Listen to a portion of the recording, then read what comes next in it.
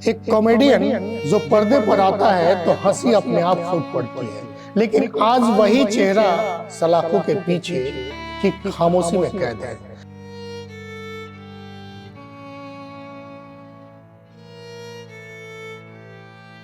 जिस घर में कभी संघर्ष कर रहे कलाकारों के लिए लंगर खुला रहता था, जहां नए चेहरे को रोटी के साथ हौसला भी मिलता था, आज वही इंसान जेल की रोटी तोड़ने को मजबूर है।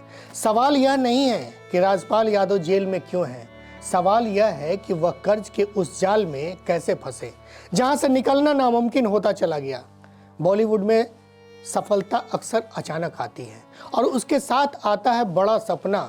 राजपाल यादव ने भी कॉमेडी से जो नाम कमाया, वह सिर्फ कलाकार नहीं रहना चाहते थे, वह निर्माता डायरेक्टर बनना चाहते थे। अपनी फिल्म, अपनी कंट्रोल, अपनी पहचान, यहीं से शुरू होती है कर्ज की पहली सीढ़ी। फिल्म बनती है, लेकिन फिल्म इंडस्ट्री में हर फिल्म नहीं चलती, हर फिल्म कामयाब नहीं होती है। जब फिल्म नहीं चलती तो नुकसान सिर्फ बॉक्स ऑफिस का नहीं होता, नुकसान होता है उधार की रकम का, भरोसे का और समय का। एक कर्ज चुकाने के लिए दूसरा कर्ज लिया जाता है, दूसरे के लिए तीसरा। यही वह बिंदु है जहां कर्ज मदद नहीं रहता, वह जाल बन जाता है। बॉलीवुड बाहर से जितना चमकदार दिखता है, अंदर से उतना ही निर्मम है। यहाँ दोस्ती हिट तक रहती है, सहानुभूति सुर्खियों तक सीमित रहती है। जब मामला कानूनी नोटिस, वसूली और कोर्ट तक पहुंचता है तो फोन तक उठना बंद हो जाते हैं, दरवाजे बंद हो जाते हैं। यहाँ एक और सवाल उठता है कि जिस इंडस्ट्री ने राजपाल यादव की कॉमेडी से हंसी बेची, टिकट बेचे और करोड़ों कमाए, आज वही इंडस्ट्री उनके साथ क्यों नहीं खड़ी है? क्या इसलिए कि मामला अब फायदे का नहीं रहा? न्यूज़ी यह साफ कर देना चाहता है कि हम कानून की प्रक्रिया पर न सवाल उठा रहे हैं, न किसी फैसले पर टिप्पणी कर रहे हैं। कानून अपना काम करेगा, अदालत अपना फैसला देगी, लेकिन पत्रकारिता का काम है यह पूछना कि ऐसी नौबत आती ही क्यों है। यह मामला सिर्फ राजपाल यादव का नहीं है, यह कहानी है हर उस कलाकार की जो सपने में बजट भूल जाते हैं और भरोसे में कागज पढ़ना छोड़ देते हैं। यह सबक है बिना सही सलाह के निवेश का, बिना बैकअप के बड़ा जोखिम लेने का और सिर्फ तालियों पर भरोसा करने का। आज राजपाल यादव हैं, कल कोई और होगा। यह इंडस्ट्री आपको आसमान तक उठाती है, लेकिन गिरते वक्त जाल नहीं बिछाती। नसीहत साफ है, सपने ज़रूर देखिए, सपना देखना बुरा नहीं है।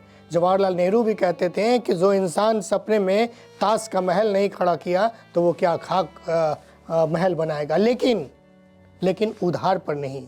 कामयाबी आए तो उसे अस्थाई न मानिए, और सबसे बड़ी बात, जब भी चमक हो तो ज़मीन से रिश्ता मत तोड़िए, क्योंकि जब सब चला जाता है तो नाम नहीं, हिम्मत और समझ इंसान को बचाती है। और यही इस पूरे वाकया की सबसे बड़ी सीख है। यह मामला सिर्फ एक अभिनेता का नहीं, यह चेतावनी है हर उस इंसान के लिए जो यह मान लेता है कि नाम ही सबसे बड़ा बैलेंस है। नसीहत साफ है, चेक देने से पहले खाते का सच जानिए। भविष्य की कमाई पर आज का भरोसा मत लिखिए और हर दस्तावेज को भावना से नहीं, समझ से देखिए, क्योंकि हंसी से कमाया गया नाम एक चेक से सवालों में आ सकता है। और यही राजपाल यादव से जुड़े इस चेक बाउंस मामले की सबसे बड़ी सीख है।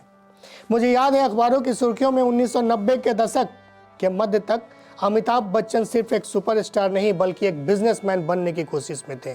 उन्होंने शुरू की थी ABCL, Amitabh Bachchan corporation limited. यह फैसला उनके जीवन का सबसे जोखिम भरा मोड़ बन गया था। कंपनी पर कई करोड़ से ज़्यादा का कर्ज बताया गया। तब अमर सिंह ने उनका साथ दिया, जो अखबार की सुर्खियों में आया। लेकिन अमिताभ बच्चन कर्ज में फंसे, लेकिन उन्होंने कानून नहीं तोड़ा, चेक बाउंस जैसे विवाद नहीं बने, लेनदारों से भागे नहीं, काम स्वीकार किया, भले वह टीवी हो। उन्होंने अपने नाम को नहीं, अपने काम को आगे रखा।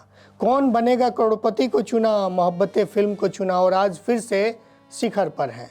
यह कहानी बताती है कि कर्ज आ सकता है, गिरावट हो सकती है, लेकिन संयम, मेहनत और सही फैसले इंसान को वापस खड़ा कर सकते हैं। KBC से पहले अमिताभ बच्चन परेशान थे, लेकिन टूटे नहीं थे। और यही हर कलाकार, हर प्रोफेशनल के लिए सबसे बड़ा सबक है। उम्मीद है कि राजपाल भी उभरेंगे और इंडस्ट्री भी साथ देगी। नमस्कार।